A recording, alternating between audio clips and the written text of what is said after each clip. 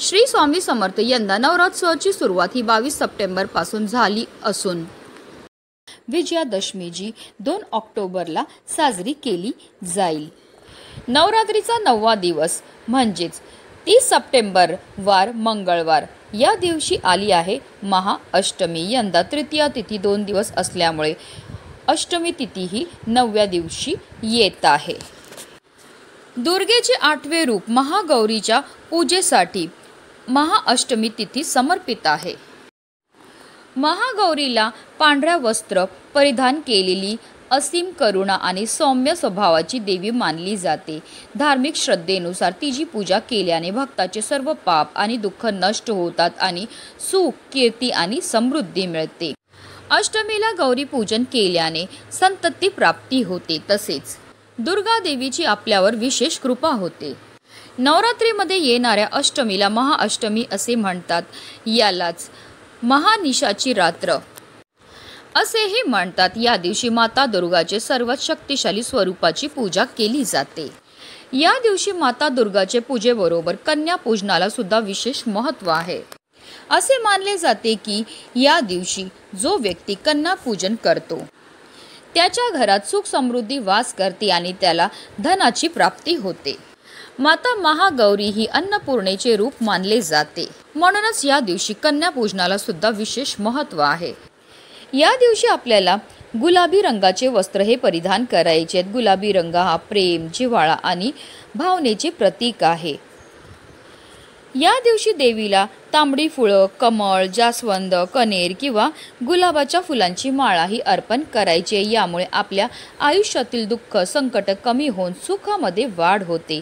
या दिवशी आपल्याला ओम देवी महागौरे नमः या मंत्राचा जप करायचा आहे किंवा तुम्ही या देवी सर्वभूतेषु मा गौरी रूपेणी संस्थिता नमस्तस्ये नमस्तस्ये नमस्तस्ये नमो नमः या मंत्राचा जप सुद्धा करू शकता।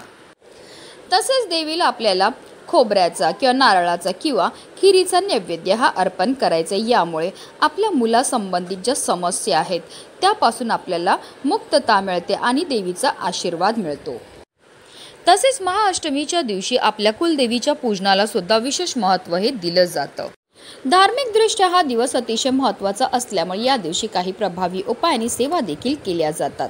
आणि म्हणूनच महाअष्टमीच्या दिवशी तुम्ही व्रत नाही केलं तरीही चालेल, पण गाईला खाऊ घाला ही एक वस्तू, ही वस्तू खायला दिल्यामुळे आपल्या जीवनामध्ये असणारा प्रखरातला प्रखर पितृदोष, ग्रहदोष, शत्रुपीडा तर नष्ट होणारच आहे, पण आपल्या 7 पिढ्यांचं दारिद्र्य नष्ट होऊन आपली कितीही कठीणातील कठीण इच्छाही साक्षात माता राणी पूर्ण करणार आहे। म्हणूनच व्हिडिओ पूर्ण पहा आणि जर चॅनलवर नवीन असतील तर चॅनलला सबस्क्राईब करा। पंचांगानुसार अश्विन शुक्ल अष्टमी तिथी सोमवारी 29 सप्टेंबर रोजी संध्याकाळी 4:31 प्रारंभ होईल, तर दुसऱ्या दिवशी म्हणजेच मंगळवारी 30 सप्टेंबर रोजी संध्याकाळी 6:06 संपेल।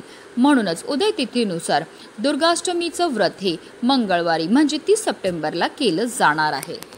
यंदा दुर्गाष्टमीला शोभन योग तयार होता। या योगामध्ये जर आपण दुर्गा मातेची पूजा, सेवा, आराधना केली तर त्याचं पुण्य आपल्याला अनंतपटीने प्राप्त होत असतं। पौराणिक कथेनुसार असे मानले जाते की महाअष्टमीच्या दिवशी दुर्गा मातेने चामुंडा या राक्षसाचा वध केला होता, त्यामुळे या तिथीला विशेष महत्त्व आहे। असे मानले जाते की जो भक्त या दिवशी खऱ्या मनाने दुर्गा मातेची पूजा करतो त्याच्या सर्व इच्छा पूर्ण होतात। या दिवशी देवीच्या शस्त्रांची पूजा करण्याची परंपरा आहे, त्यामुळे या दिवसाला वीर अष्टमी असे सुद्धा म्हटले जाते। या तिथीला व्रत केल्याने मुलांना दीर्घायुष्य प्राप्त होतं।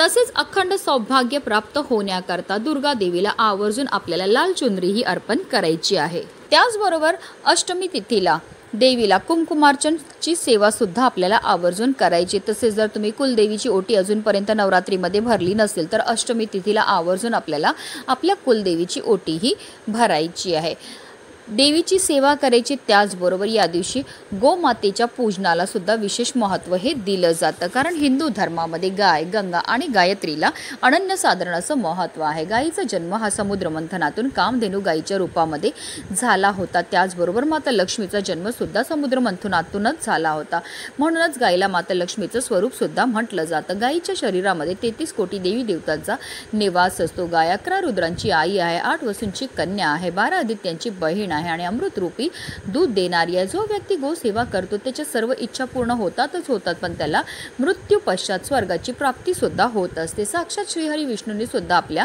कृष्ण अवतारामध्ये गोसेवा केली होती आणि म्हणूनच त्यांना गोपाळ हे नाव मिळालं होतं. आणि म्हणूनच आपल्याला सुद्धा आवर्जून अष्टमीच्या दिवशी ही गोसेवा करायची. आता तुमच्या घरी गाय असेल तर घरच्या घरी तुम्ही ही गोसेवा करू शकतात किंवा एखाद्या गोठ्यात जाऊ शकतात, गोशालेमध्ये जाऊ शकतात किंवा वाटेत कुठेही तुम्हाला गाय ही भेटणार आहे. त्यात अष्टमी आहे त्यामुळे प्रत्येकाच्या घरी खीरपुरीचा नैवेद्य हा बनणार असेल किंवा तुम्ही जर हलवापुरी बनवणार असतील किंवा तुम्ही फक्त खीर बनवणार असतील तर ती सुद्धा आपण गाईला खायला देऊ शकता. आता तुमच्याकडे खीर नाही बनवणार असेल तर तुम्हाला काय करायचं, घरामध्ये सगळ्यात पहिली चपाती गाईकरता तयार करायची. कणिक मळायचे, मळताना त्यामध्ये आपल्याला थोडीशी हळद घालायची.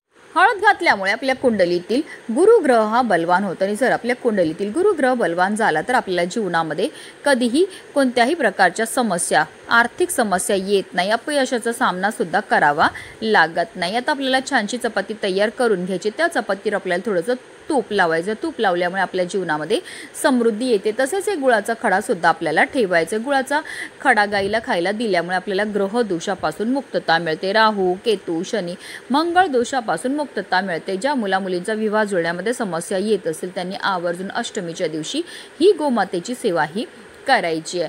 आता अशी ही चपाती तुम्ही गाईला खायला द्यायची. आपल्या हातातनं आपल्याला ही गाईला चपाती खायला द्यायची किंवा तुम्ही चपातीवर खीरसुद्धा ठेवून गाईला खायला देऊ शकतात. जेव्हा असं म्हटलं जातं जेव्हा गाय आपल्या हातातनं ही चपाती खाते आणि तिची जीभ आपल्या हाताला लागते तर त्यामुळे आपल्या जीवनामध्ये असणारे जे दोष आहेत, दारिद्र्य ते दूर होण्यामध्ये मदत ही मिळत असते. त्यानंतर आवर्जून आपल्याला गाईला थोडं पाणीसुद्धा प्यायला द्यायचं. त्यानंतर आपल्याला गाईभोवती 11 प्रदक्षिणा मारायच्यात. प्रदक्षिणा मारताना निरंतर आपल्याला ओम नमो भगवते वासुदेवाय नमः किंवा तुम्ही 99 मंत्राचा जपसुद्धा करू शकतात. 11 प्रदक्षिणा करून झाल्यानंतर आवर्जून आपल्याला गाईच्या पायाखालची थोडी माती उचलायची आणि तिने आपल्या कपाळावर टिळा हा लावायचा. कारण जो मनुष्य गाईला हाताचा स्पर्श करून प्रदक्षिणा करतो तसेच तिच्या चरणाखाली धूळ मस्तकी लावतो त्याला पृथ्वी प्रदक्षिणेचे व सर्व तीर्थांमध्ये स्नान केल्याचे पुण्य हे प्राप्त होत असतं. आता जर गाय स्पर्श करून देत असेल तर आवर्जून आपल्याला गायीच्या पाठीवर हात फिरवायचा आणि आपल्या मनातली इच्छाही बोलायची. अष्टमीच्या दिवशी ही गोसेवा करण्याला विशेष महत्त्व हे दिलं जातं. ही गोसेवा केल्यामुळे आपल्या जीवनामध्ये असणारा प्रखरातला प्रखर पितृदोष, ग्रहदोष, शत्रुपीडा तर नष्ट होणारच आहे, पण आपलं 7 पिढ्यांचं दारिद्र्य नष्ट होऊन आपली कितीही कठीणातील कठीण इच्छा ही साक्षात माता राणी पूर्ण करणार आहे. म्हणूनच व्हिडिओ जास्तीत जास्त लोकांपर्यंत शेअर करायची जेणेकरून प्रत्येकाच्या आयुष्याचं कल्याण हो हीच मनामध्ये इच्छा. जय माता दी.